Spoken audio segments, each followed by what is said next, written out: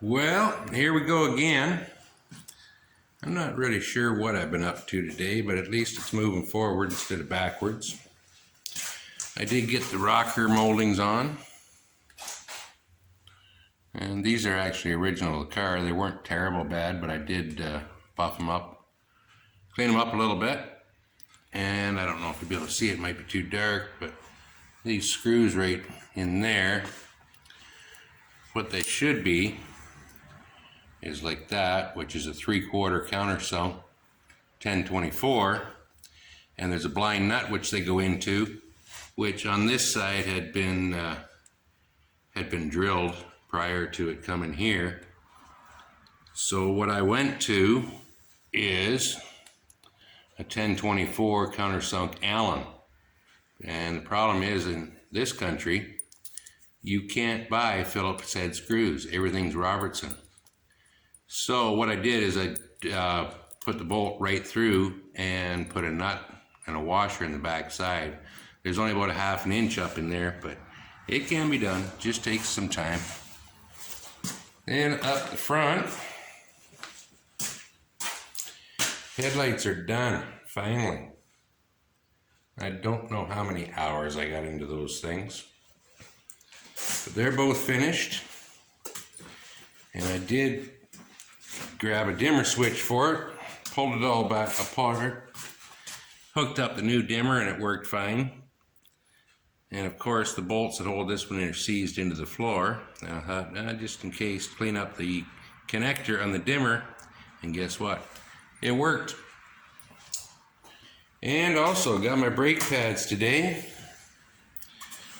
So the rotor actually turns, and I gave it the poor man's surface thing, which means spin it and touch it with the grinder. Cleaned that all up. And the thing that caused all that disaster,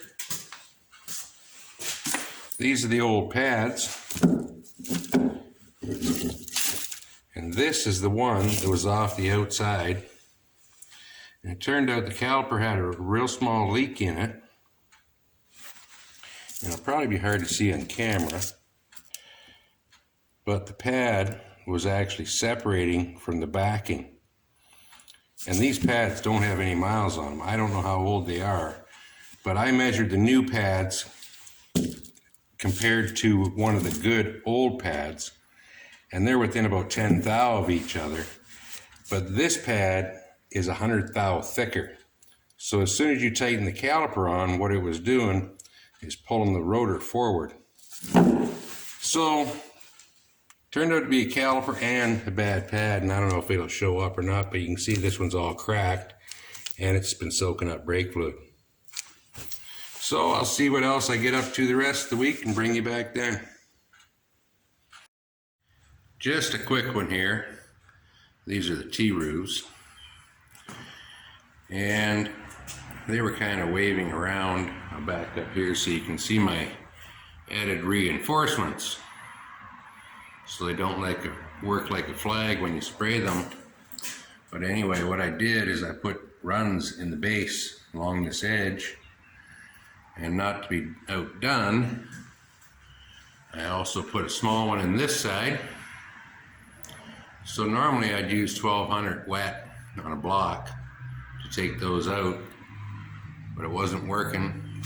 So I actually took 400 on a block and scuffed those down. You can see a little burn that I put in it. This is only in the base. Remember, the base is really soft. So what I'll do is I'll blow those two sections in, and this is on my second coat.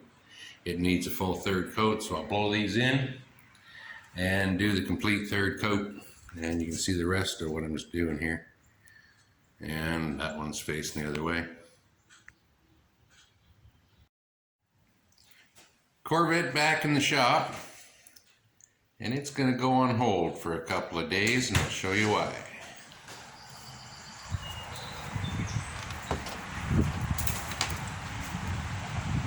Had just a bit of a storm come through yesterday, so I've got a little bit of cleanup work to do here.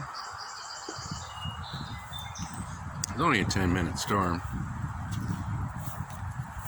and government being as efficient as it is, they had a warning out 15 minutes after it passed. This stuff here isn't too bad, just a day's worth of burning. This here is a bit more of an issue.